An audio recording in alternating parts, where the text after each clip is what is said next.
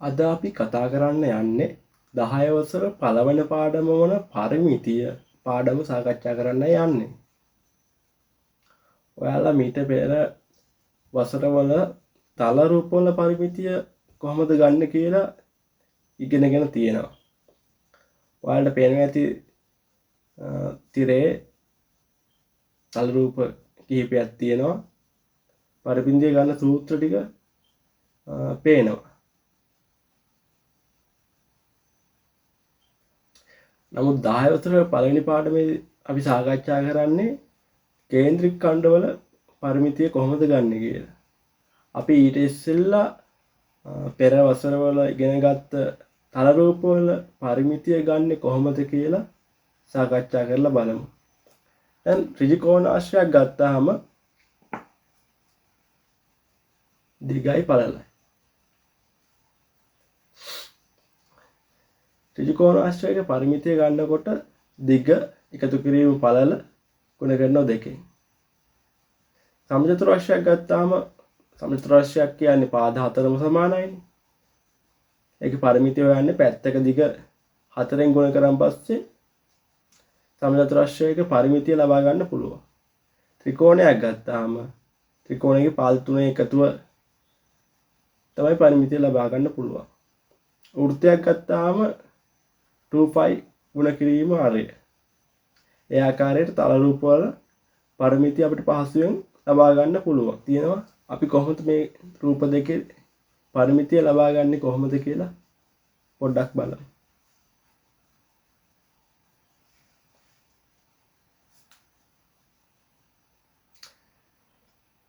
පරිමිතිය සමානයි.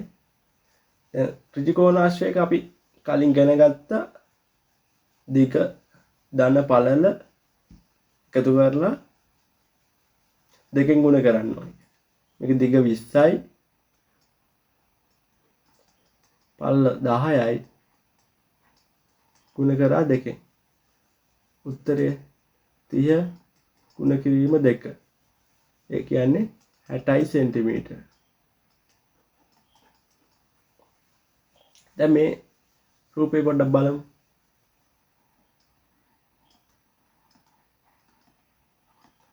පරිමිතිය මේකේ ගත්තාම අපිට මෙන්න මේ දිග අපි දන්නේ, මේ දිගත් අපි දන්නේ. මේ දිග 8 සෙන්ටිමීටර, මේක 12 සෙන්ටිමීටර, 3 සෙන්ටිමීටර, 3 සෙන්ටිමීටර. මේ සම්පූර්ණ දිග 12 සෙන්ටිමීටර. මෙතන 3 සෙන්ටිමීටර මේ දිග. මේ 12 සෙන්ටිමීටර වලින් 3 සෙන්ටිමීටර අඩු කරන් පස්සේ මේ දිග ලබා ගන්න පුළුවන්. එතකොට 12න් 3ක් අඩු කරාම 9යි. මේ දිග 9 සෙන්ටිමීටර. ඒ වගේම මේ සම්පූර්ණ දිග 8 සෙන්ටිමීටර, මේ දිග 3 සෙන්ටිමීටර. එතකොට මේ දිග වෙනවා 5 සෙන්ටිමීටර.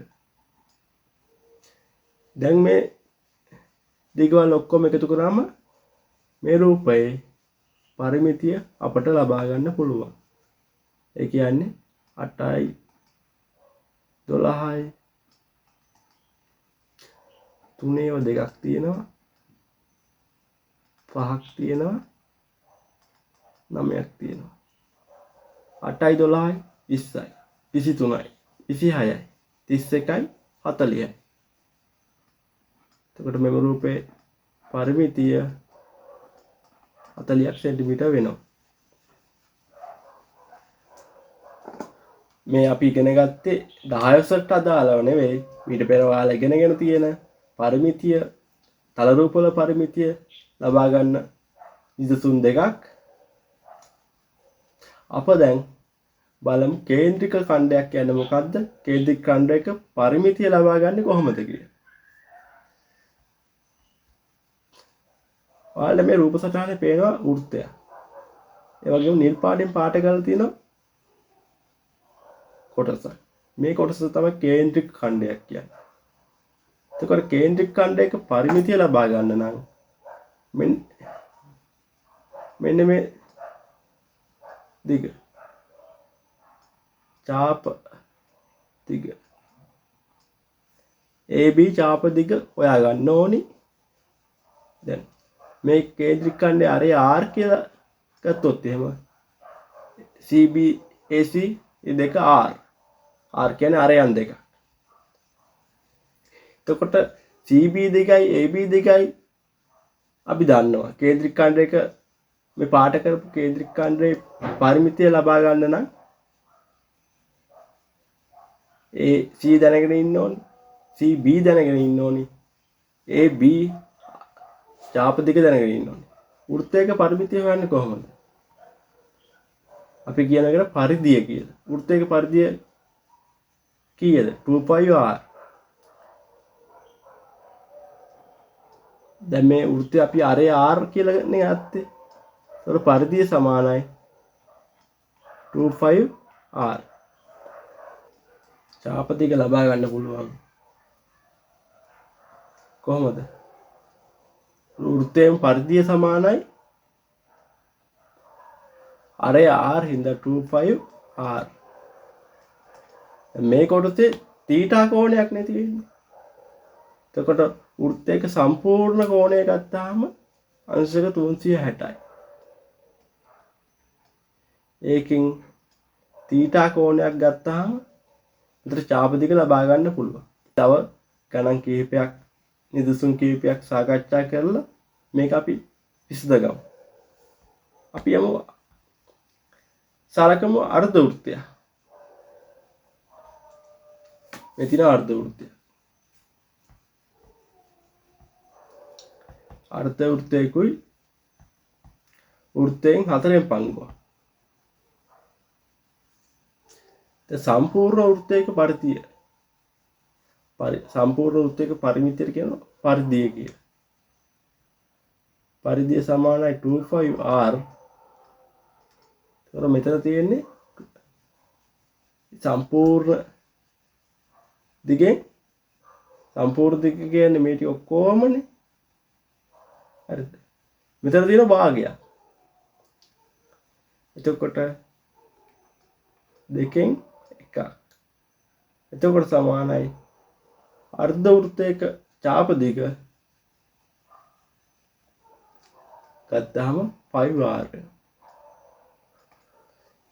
අර අපි ඉස්සෙල්ලා අංශක 360න් කොච්චරද කියලා හෙව්වනේ. ඒ විදිහට හොයලා බලන්න. 2πr ගුණ කිරීම අංශක 360න් අර්ධ වෘත්තයක කෝණය කීයද? 180යි. අංශක 180.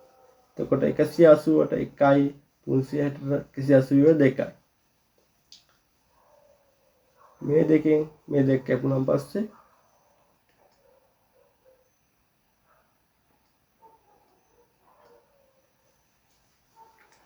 අන්න ඒ විදිහට අපිට උත්තරේ ගන්න පුළුවන්. දැන් අපි සාකච්ඡා කරමු වෘත්තයෙන් 4න් පංගුවක් ගත්තාම අංශක 90ක චාප දෙකක් තියෙනවා. ඒක හොයන්නේ කොහොමද කියලා? ඒතර 2πr ගුණ කිරීම 4න් 1යි.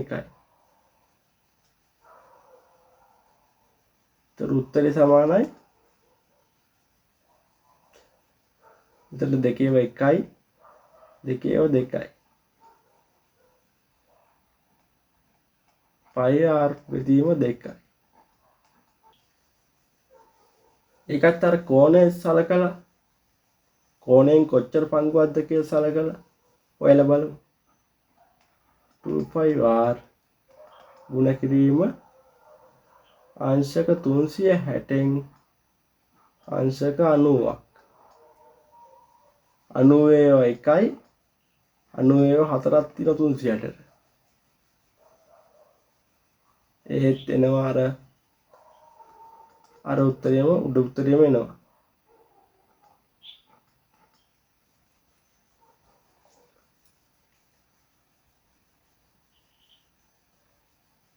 එතකොට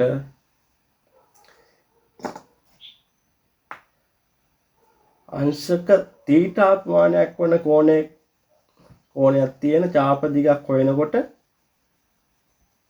අපි කලින් ගත්තේ මේ සූත්‍රය යොදා ගන්න පුළුවන්.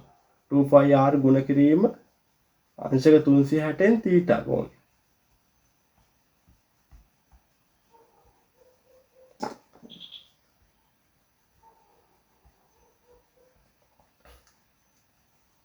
මේ රූප සටහන පොඩ්ඩක් බලන්න. දැන් අර්ධ වෘත්තයක් ගත්තාම අංශක 360න් අංශක 180ක්. ඒ කියන්නේ භාගයක්. චාප කොටසේ දිග පරිධියෙන් භාගයක්.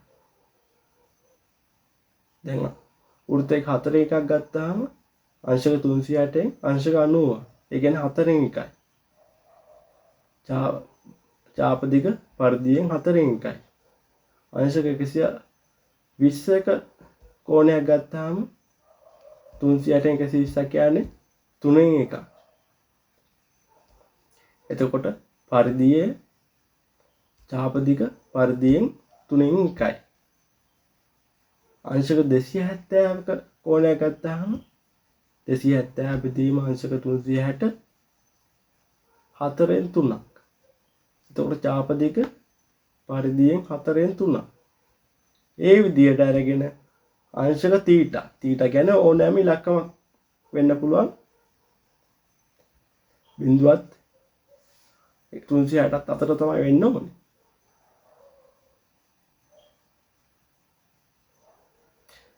එතකොට එන්නේ අනිවාර්යෙන් භාග සංඛ්‍යාවක් එන්න ඕනේ. අංශක 360 වුණොත් මුළු වෘත්තයම වෙනවා. එතකොට 1 වෙනවා. එතකොට තීටා බෙදීම අංශක 360. එතකොට චාප දිග ගන්නකොට පරිධිය ගුණ කිරීම 360න් තීටා. අපි දැන් මේ විදිහට නිදසුන් කීපයක් සාකච්ඡා කරලා බලමු.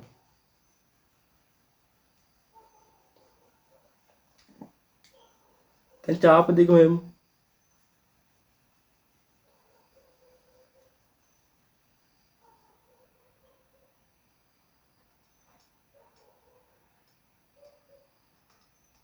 චාප දිග.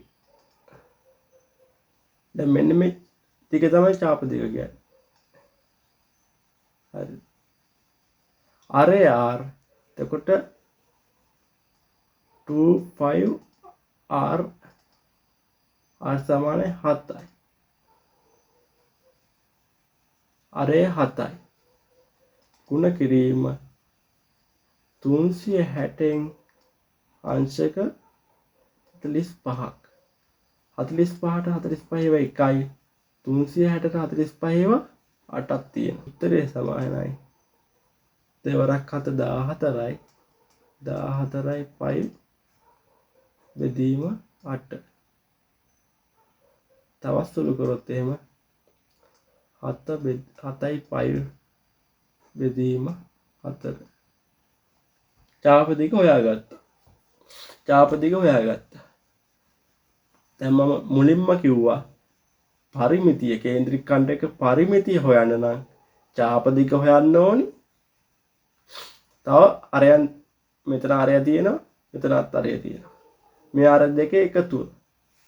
එතකොට පරිමිතිය සමානයි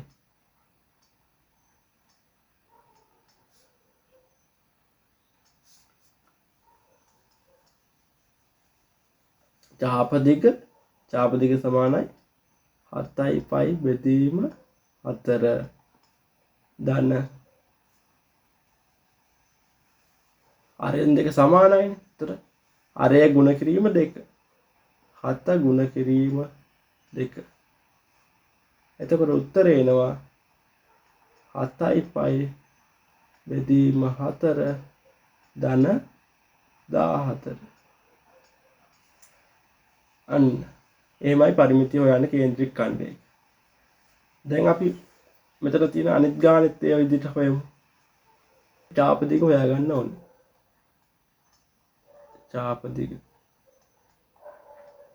චාප දිග හොයන්න අපි කලින් ඉගෙන ගත්තා චාප දිග හොයන්නේ කොහොමද කියලා. චාප දිග සමානයි 25 ගුණ කිරීම r කියන්නේ 14යි ගුණ කිරීම 360න් 360න් 120ක් 120 ඒවා එකයි 120 තුනක් තියෙනවා 360ට චාප දිග. මෙතන අපි 5ට 7න් 22 ගමු.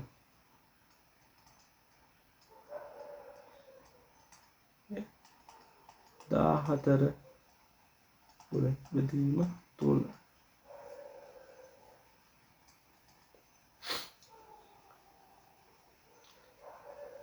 මෙතන 7 ඒවා 1යි 7 ඒවා 2යි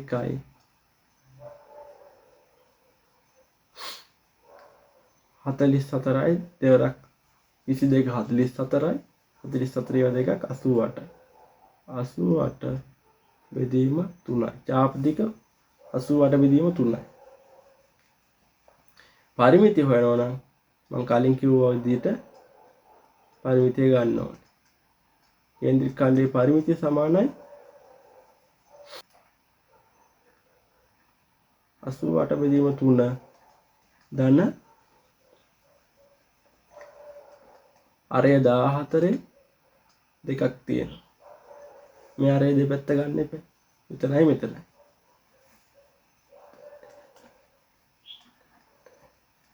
88 බෙදීම 3 ධන 28.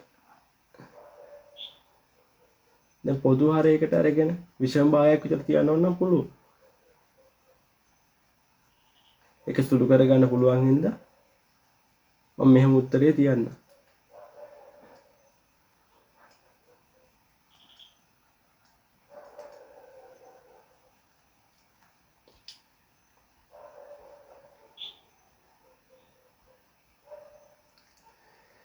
දැන් අපිට මේ තියෙන සංකීර්ණ රූපයක්. දැන් මේ පාට නිල් පාටින් පාට කරලා තියෙන කොටස තමයි පරිමිතිය හොයන්න ඕන කොටස. පරිමිතිය හොයන්න ඕන රූපය. ඒක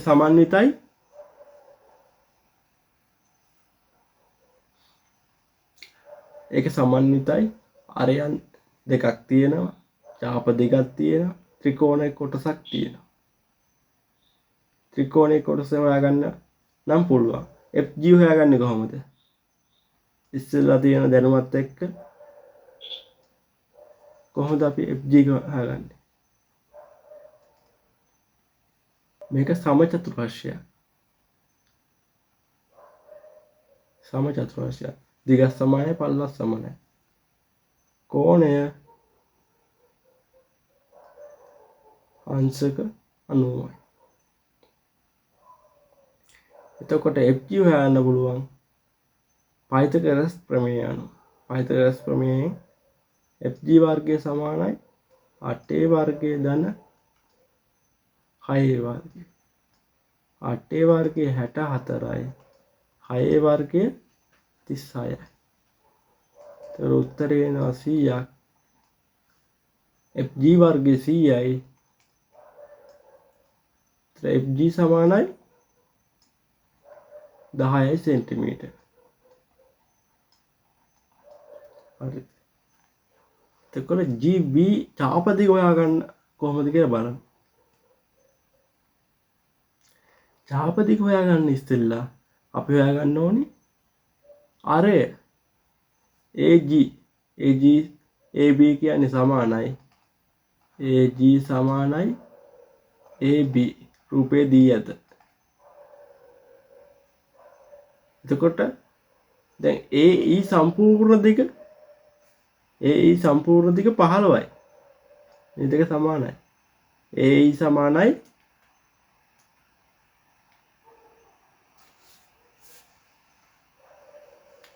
සමානයි CD 15යි. GE සමානයි 8 සෙන්ටිමීටර්.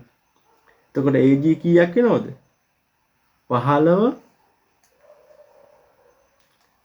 15 අඩු කිරීම 8.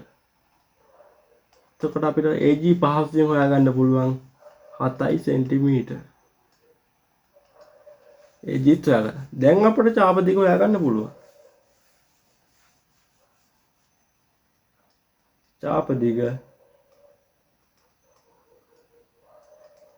චාප දිග එතකොට කීයද? 2 5 r කියන්නේ අරය 7යි අංශක 360න්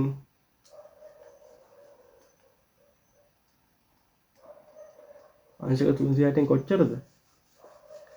අංශක 90ක්. සමචතුරස්‍රයක කෝණයක අගේ අංශක 90යි. 90 ඒවා 1යි 90 ඒවා 4යි.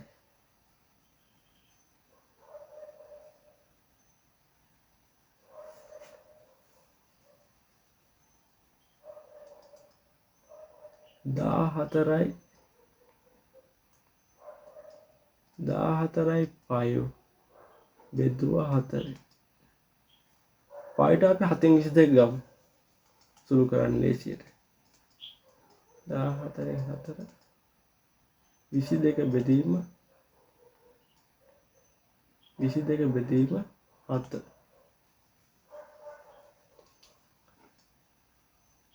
2යි 1යි. මෙතන 11යි 2යි. ඒ දෙකටත් මේ දෙකම. එතකොට 11යි සෙන්ටිමීටර එනවා. චාප දිග 11යි සෙන්ටිමීටර. දැන් අපිට පරිමිතිය හොයාගන්න පුළුවන්. පරිමිතිය හොයාගන්න නම් අපි දැන් දන්නවා මේ දිග දන්නවා. මේ දිගත් දන්නවා. මේ දිග දීලා තියෙනවා, මේ දිග දීලා තියෙනවා. AG අපි හොයාගත්තා. AG දිග අපි හොයාගත්තා. AB දිග හොයාගත්තා. දැන් අපිට පරිමිතිය හොයන්න පුළුවන්. රූපයේ පරිමිතිය සමානයි. අපි එක පැත්තකින් පටන් අරගෙන යමු. දිගට. AB දිග සමානයි 7 සෙන්ටිමීටර. ධන BG දිග සමානයි 11 සෙන්ටිමීටර කියලා අපි හොයාගත්තා. ධන GF දිග සමානයි 10 සෙන්ටිමීටර කියලා හොයාගත්තා.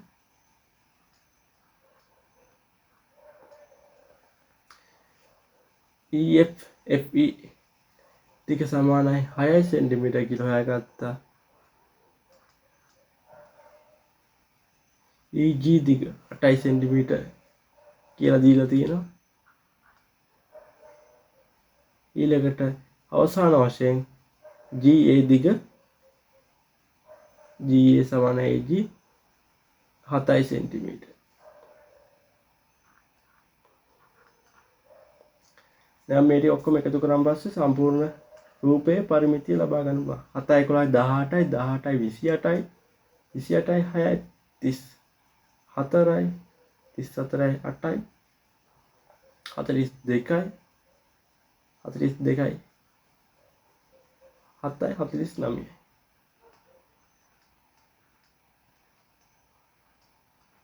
රූපයේ පරිමිතිය සමාන 49. මම හිතනවා අද පරිමිතිය පාඩම කේන්ද්‍රික ඛණ්ඩයේ පරිමිතිය හොයන්නේ කොහොමද කියලා ඔයා ඉගෙන ගත්තා කියලා. වීඩියෝ එක හොඳයි නම් යාළුවන්ට ෂෙයා කරන්න, ලයික් එකක් දාන්න. නැවත අපි තවත් පාඩමකින් හම්බ වෙනතුරු දවසක්